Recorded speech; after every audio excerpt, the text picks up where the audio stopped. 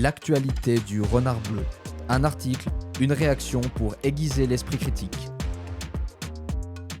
Est-ce que vous m'entendez? Vous êtes sûr? Vous m'entendez bien? Aujourd'hui, un article donc du 11 mars 2025 par Benjamin Destrebec. La surdité précoce due aux jeux vidéo, les faits et les solutions.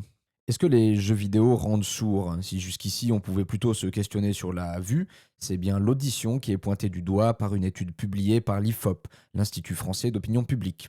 Commandée par l'Association nationale de l'audition et publiée pour la journée de l'audition ce 10 mars, l'étude de l'IFOP tend à démontrer que oui, la pratique des jeux vidéo peut créer des troubles auditifs, plus ou moins importants selon l'âge et les pratiques, quel que soit le volume. Le volume moyen recommandé dépassé amène à des gênes auditives. L'enquête publiée par l'ANA se base sur un échantillon de 1003 personnes. Pourquoi 3, on ne sait pas. 1003 personnes, représentatives de la population française âgée de 15 ans au minimum. Sur ce millier de joueuses et joueurs, l'un des constats est clair. Pas moins de 50% des personnes sondées disent avoir déjà été victimes de gênes auditives. Ces dites gênes peuvent être diverses et variées, sensations d'oreilles bouchées, difficulté à entendre, bourdonnement ou sifflement, sensibilité accrue, difficulté à reconnaître des sons. Bref, des situations évidemment inconfortables au quotidien. Mais malgré tout cela, seulement 39% des personnes sondées se disent préoccupées par leur santé auditive. L'Association nationale de l'audition tient à rappeler que plusieurs mesures de prévention existent lorsque l'on joue aux jeux vidéo. La première est évidemment de baisser ou de limiter le volume sonore pour arriver à un niveau entre 20 et 60% du volume maximum et si possible de s'éloigner de la source sonore. D'autres solutions existent comme l'utilisation d'un casque à réduction de bruit qui permet d'isoler les sons extérieurs et donc de demander un volume moins élevé pour bien entendre ou plus radical les appareils à limitation de volume.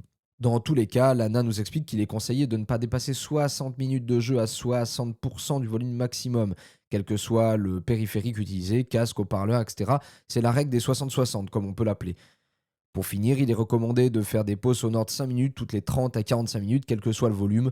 Toutes ces techniques peuvent paraître fastidieuses, mais vont permettre de préserver l'audition. Une fois perdue, elle ne revient plus. Bon, moi je m'interroge quand même parce que déjà, à ce niveau de l'article, 60% du volume maximum. Alors c'est une règle qui est donnée pour que ce soit un peu, comment dire, démocratique, vulgarisé, mais ça dépend de votre casque, de votre, si c'est des écouteurs, intra-auriculaires, si ça passe par un ampli, la puissance de l'ampli. En fait, ça dépend complètement des appareils utilisés. C'est un chiffre qui n'a pour moi aucune espèce de logique, hein. Et d'ailleurs, l'article s'arrête là. C'est-à-dire que, en fait, c'est quand même assez court pour pas dire grand-chose à part bon, bouh, les jeux vidéo, ça fait du mal à nos oreilles. Je m'interroge vraiment sur une chose, c'est que en fait j'ai choisi FR Android, mais j'aurais pu choisir d'autres journaux, hein. La Tribune, Occitanie, Montpellier en parle, bon voilà, pourquoi pas. En fait des tas de journaux gratuits en parlent. Moi j'ai l'impression que c'est surtout une solution pour les journalistes pour faire de nouveau parler de la question du jeu vidéo et pour dire attention, vous voyez, c'est ça qui vous fait du mal, ça attaque votre santé. Et plus sérieusement, on passe pour la plupart d'entre nous, j'imagine, énormément de temps avec des écouteurs dans les oreilles pour regarder les réseaux sociaux. TikTok à fond la caisse pour des gamins ou des gamines de 16 ans. Moi, ça me paraît être l'essentiel de la pratique, en fait, du téléphone portable, de l'appareil, du périphérique multimédia. Et puis, perdre de l'audition. On va pas me faire croire que quand on est jeune, par exemple, on va en boîte de nuit, on va dans des bars, on écoute de la musique 4, 5, 6 heures d'affilée à 90, 100, 110 décibels. Non, mais bon, là, il y a un sujet aussi. Mais ça, on n'en parle pas. Non, on préfère dire attention, l'IFOP nous dit que c'est le jeu vidéo le problème. Non, c'est quand même, à mon avis, difficile d'isoler dans sa pratique le jeu vidéo, alors que quelqu'un qui joue au jeu vidéo va mettre des écouteurs pour écouter de la musique avec YouTube Music, Spotify, bref, toutes les plateformes que vous connaissez, va regarder des films, des séries avec casque sur les oreilles, va regarder les réseaux sociaux, Instagram, TikTok, qui sont mixés en général au taquet, compressés à mort. Donc, vous voyez, l'idée, c'est que moi, j'ai l'impression que on dit que le jeu vidéo, c'est dangereux, c'est le mal, etc.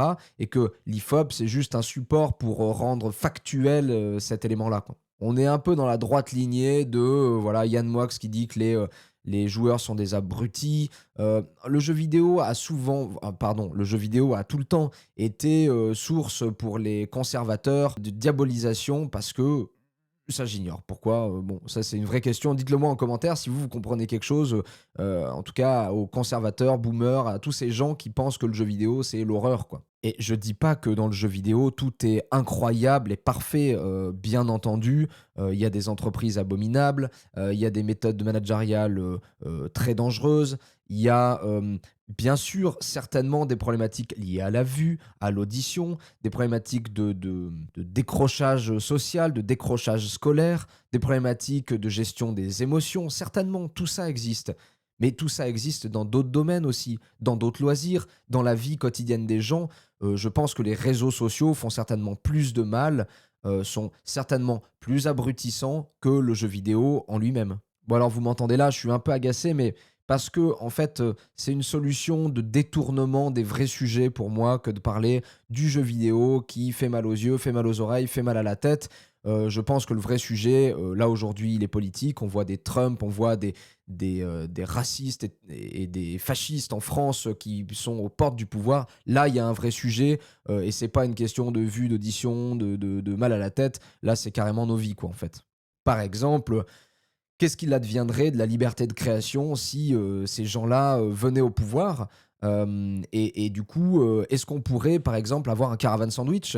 Bah non, ça serait qualifié de wokiste. Est-ce qu'on pourrait avoir des visual novels qui parlent de sujets divers et variés sur, voilà, sur la sexualité, sur l'adolescence, sur les difficultés qu'on peut avoir à s'intégrer, sur des problématiques de santé, sur bon, bah, vous voyez, tous ces sujets-là seraient certainement balayés d'un revers de la main, quoi. Il me semble qu'au lieu de commenter des études de l'IFOP qui sont peut-être même discutables, sur le fond parce que, comment on peut savoir que les difficultés, auditives, les problématiques auditives proviennent du jeu vidéo et pas de, Instagram, TikTok ou les shorts YouTube qu'on écoute à fond dans le casque. Bon, il me semble qu'il vaudrait mieux, lier, la création, en fait, à l'aspect politique. Ça serait peut-être plus intéressant, en tout cas plus en phase avec, les drames, démocratiques qu'on est en train de vivre. Si vous aimez ce type de contenu d'actualité, s'il vous plaît, abonnez-vous et surtout, je vous dis à demain.